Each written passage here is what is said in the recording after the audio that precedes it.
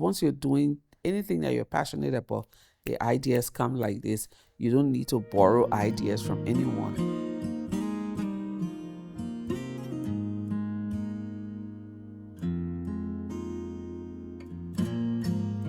Because it's not that women are more peaceful, women are more thoughtful.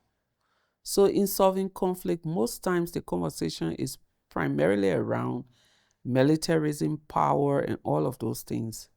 And women are the ones who come at the table with conversations about reopening hospitals and schools and providing food and shelter and safety zone for the vast majority of the people.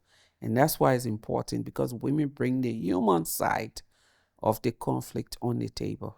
And most often, it is forgotten when men are in that space of arguing about power. Peace for me is not the absence of war. Peace is the presence of conditions that give dignity to all of us.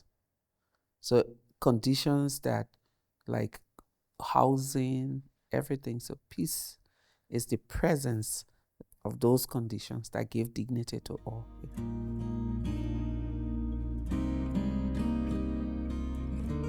It's there.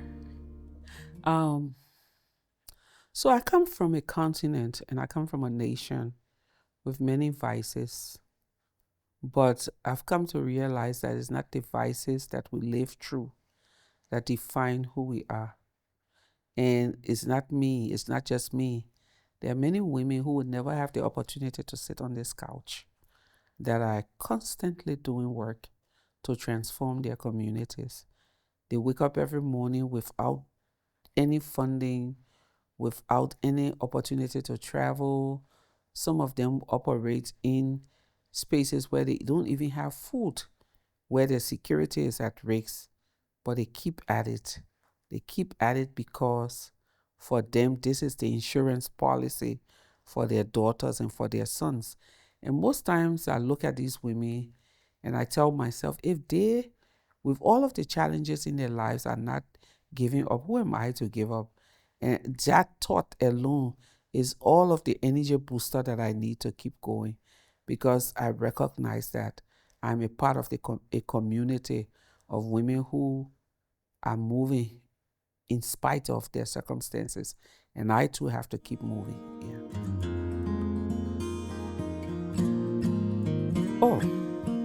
I think I would say all of my sister laureates, women who have won the Peace Prize and beyond. But I am inspired by those women at the community level who are consistently working for peace and have no salary or anything, but they're still working.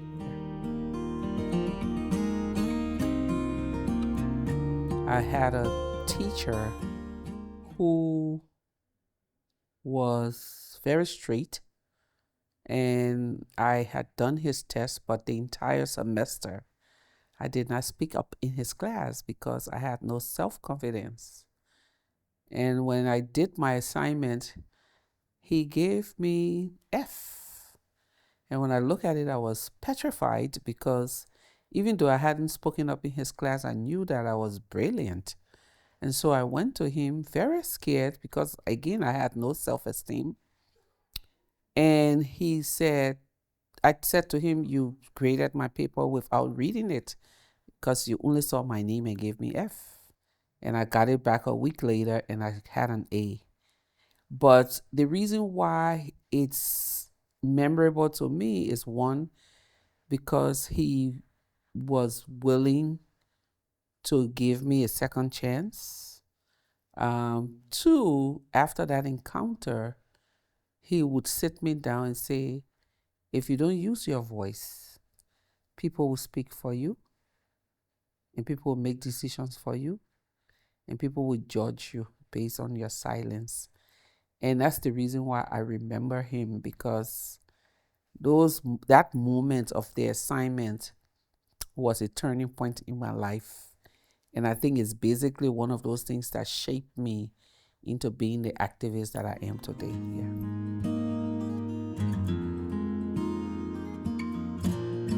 I think one of the most important things is that the way the world operates is we often think that everyone stands in a cubicle all by themselves, which is not true.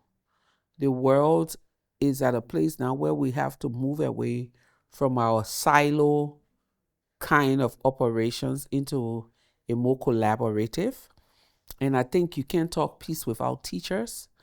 And again, I usually tell people that for me, after years of doing peace work, peace is not just the absence of war, it's the presence of conditions that give dignity to people. And I think it's important for teachers to interact with people of all fields so that there's an understanding that we're mentoring, we're raising the next generation of young people who understand what dignity is, because in the absence of dignity, people get disenchanted. It leads to violence, and in most instances, they lead to war. And so we all have a role to play in keeping our world safe, in keeping our nations safe, but also in creating or mentoring the next generation of peace builders.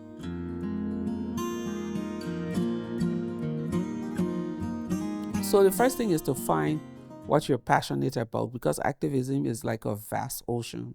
There's housing, there's reproductive rights, there's trans, gay issues, there are peace issues, there's all kinds of issues that fits in the activist world. So the first thing a person needs to do is recognize that I'm passionate about this, because your passion is the fuel, or the vehicle, your anger is the fuel that you need to move from one point to the other.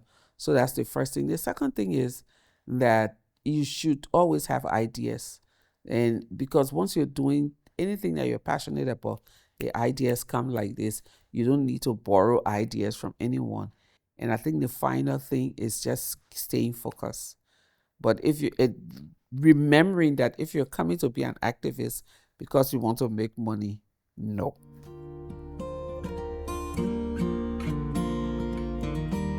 I don't know. I am most proud of the fact that even with the Peace Prize, I can still work at local community levels.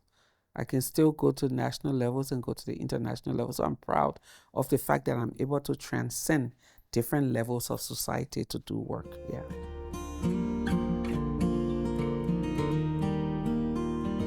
Well, my hope is that we will see less and less conflict in our world, but that women will not have to consistently make cases for why they are necessary for peace, for justice, for politics, that it would become natural as breathing for women to get strong positions in authority.